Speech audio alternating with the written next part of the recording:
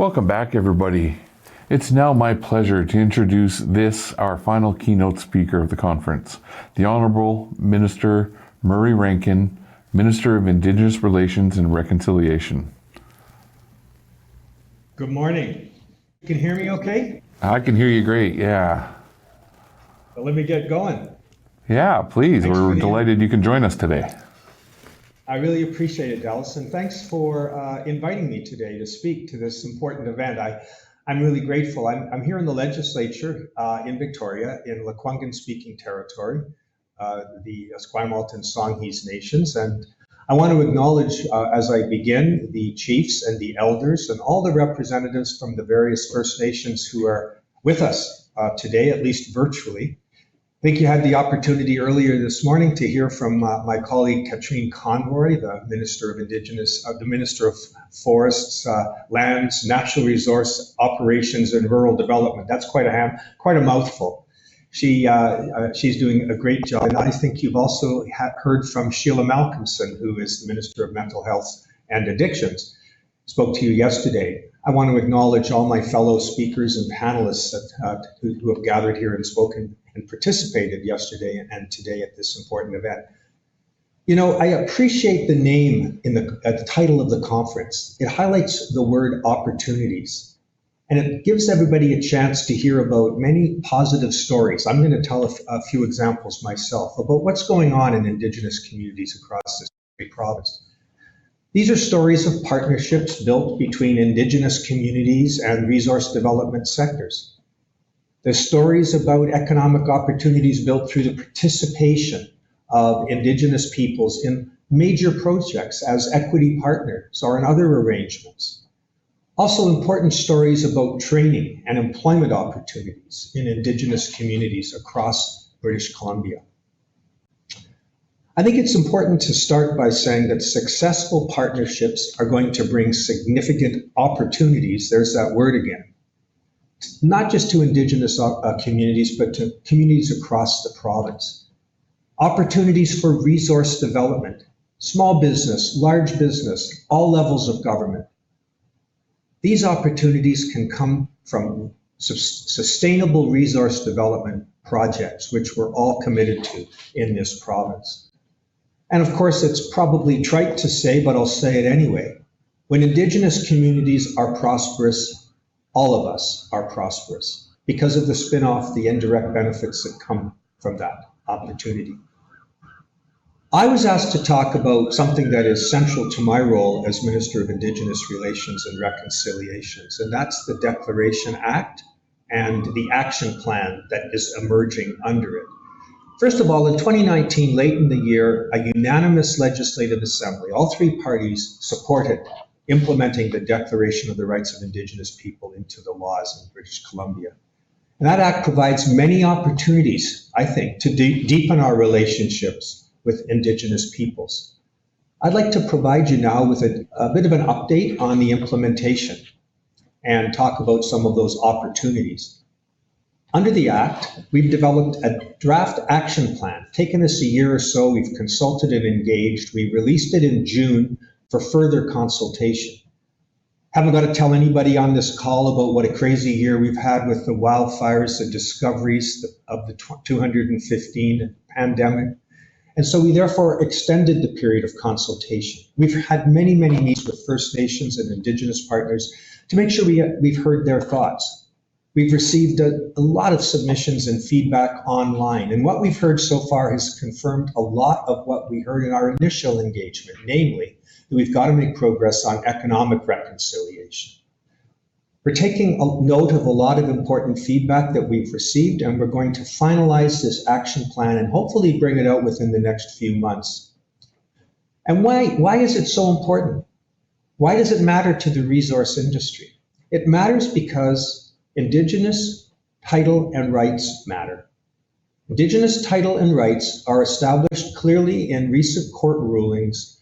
Court after court has said that this is a fact of our constitutional life in Canada. And no one can ignore this any longer. Many of us have argued we've ignored it for too long.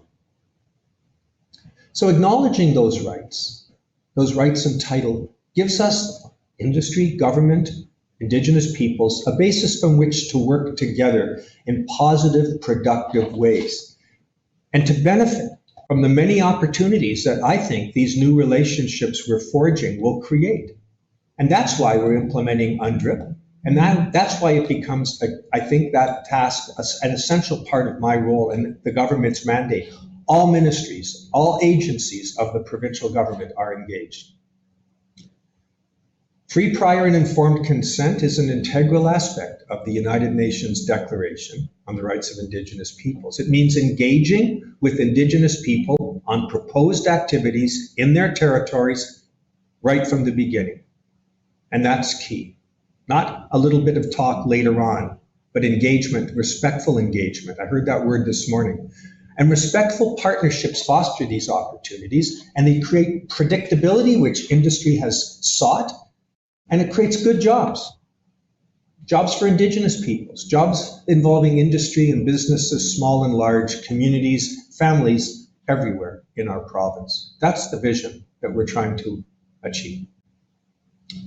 As I say, these successful projects are going to be those that respect Indigenous peoples, their needs, their values, their priorities, and they're built on respect, knowledge sharing, empowering Indigenous communities by building a system of comprehensive participation that establishes the next generation of leaders in the resource sector, some of whom have spoken very powerfully earlier today. I would be remiss if I didn't talk about another recent involvement that I've had, in particular involving the case of the Blueberry River First Nations and the cumulative effects litigation that took place in Northeast BC. We've been working since the decision in June, working closely with the Blueberry River First Nations. And we're trying to respond in a meaningful way to what the court said in this very long and thoughtful judgment. We share a commitment to advancing reconciliation together. We share a commitment to address the cumulative effects and respect Treaty 8 rights that were discussed so passionately in that judgment. That's about advancing reconciliation together. That's about forging a strong government-to-government relationship. And in that spirit, we signed an initial agreement a couple of weeks ago in Vancouver. It's a first step, but it's an important step. It's a step that supports what the nations have called healing the land. Again, the cumulative impact of industrial development in that part of our province. And that's going to help, we say, provide stability and certainty for permit holders, those with authorizations in the Blueberry Territory in the immediate term. Our next step is to focus on an interim approach for decision-making on new applications for forest tenure, for oil and gas tenure, and the like. And we want that to be in place before the end of this year. We're working hard to that end. And I want you to know that we'll be engaging closely with other Treaty 8 nations all along the way. Yes, it was Blueberry that brought the litigation, but the implications are, of course, relevant across Treaty 8 territory. And we want to make sure that other Treaty 8 nations understand that they're very much part of this important work. It's work to heal the land, to restore the health of wildlife, to improve land management and the permitting processes in Treaty 8 territories. So those treaty rights that were found to have been violated are in fact upheld. And as we move forward, we want you to know that we're also going to involve, and I'm committed to this, industry, local government, and residents in the Northeast. We're committed to transparency, and we're going to be setting up stakeholder engagement opportunities, including a cross-sector industry leaders table. That's coming.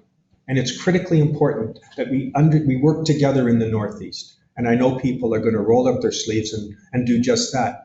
Because it's critically important to Indigenous and non-Indigenous people alike, as you all know, that we maintain a strong economy in the region for everyone who lives there. And reconciliation, as the court reminded us, is essential to make that happen.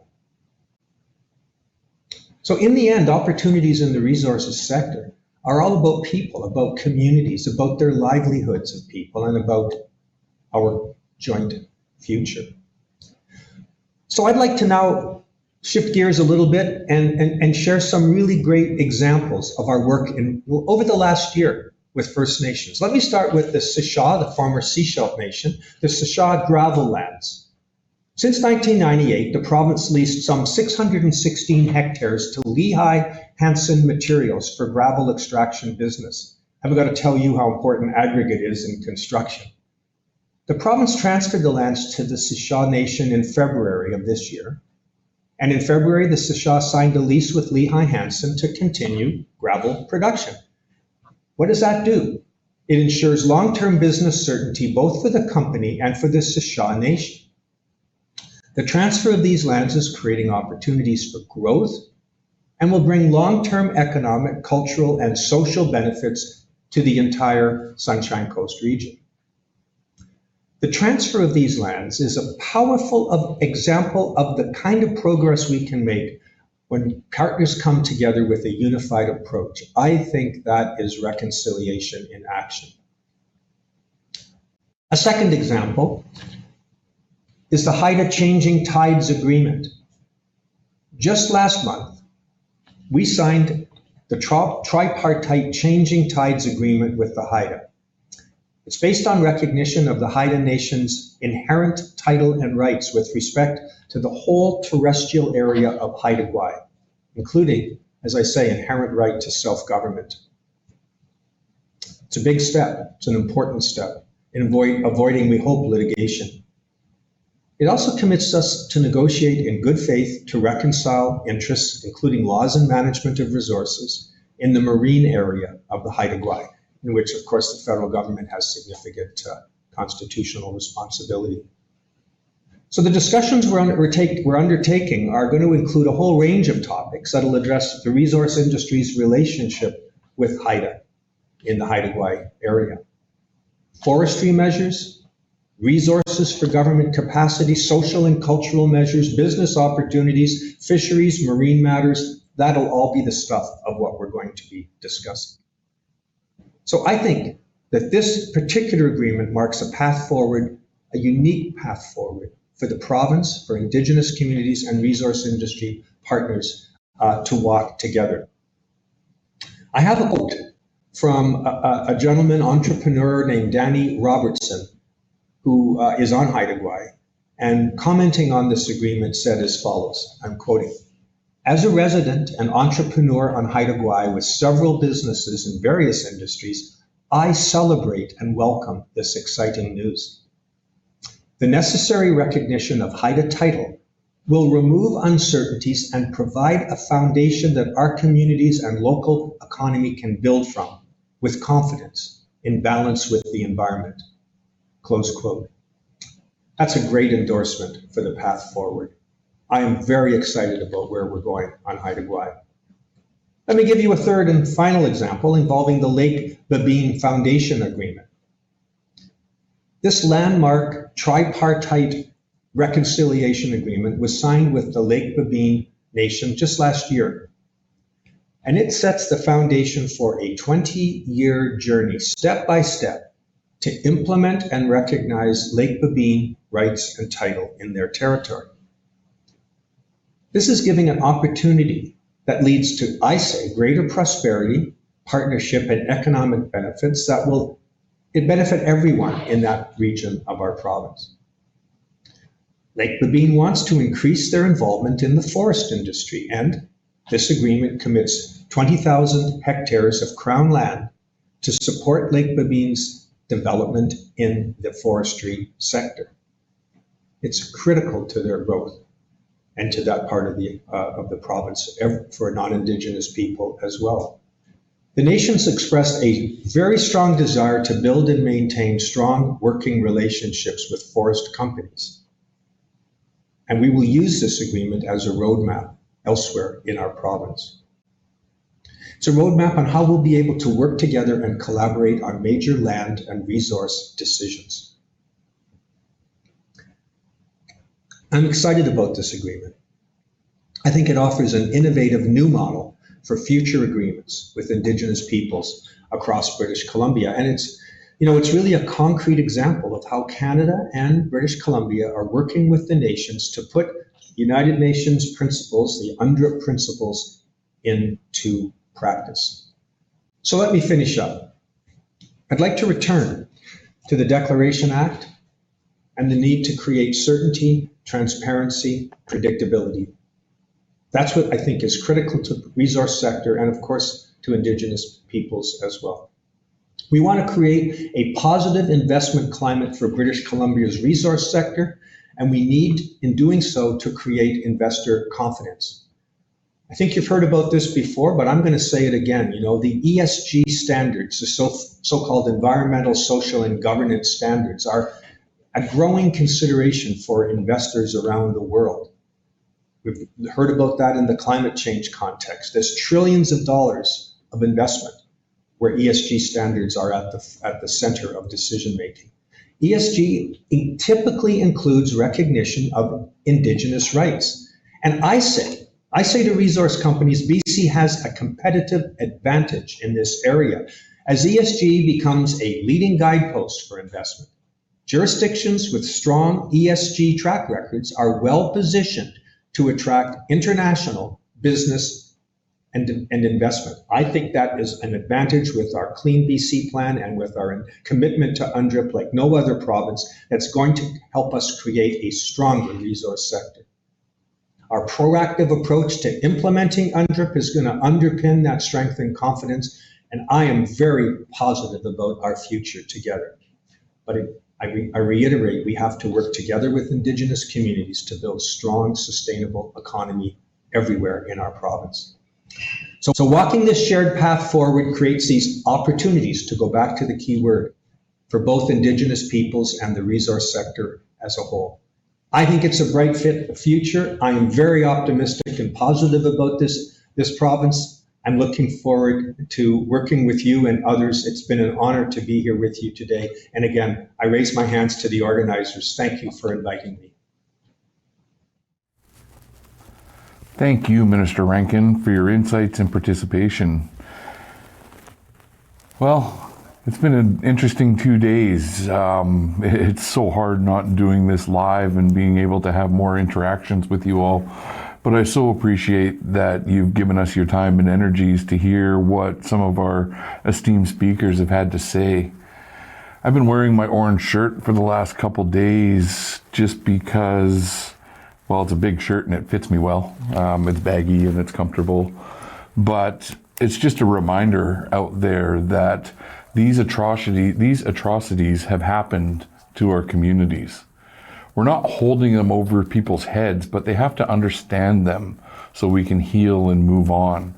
And that's really something that hasn't changed the path that we've been going down when it comes to creating resource opportunities for Indigenous communities. We've come so far, but there's still a lot of work to do. But participating in sessions like this and just having these dialogues on a regular basis with someone who might not know and someone who might not understand. There's a lot of fear-mongering out there, but the more that we can have these dialogues and discussions and talk about why we make the decisions that we make and why do we need to raise the bar on how the development of our lands and resources benefit our communities as opposed to benefiting from our communities.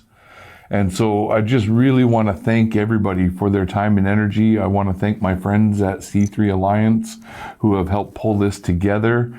And I really hope we can do this in person next year. We now have one final networking session within the platform. This networking session is sponsored by Remote Waste LP. Please make your way to the meetups and virtual meet section within the community tab to visit the sponsored meeting rooms or to create your own virtual meetup. The sponsor hall, trade show, and session recordings will all be available to view at your convenience for the next 6 months. Thank you, and we really look forward to seeing you all in person next year. Gaila Kasla.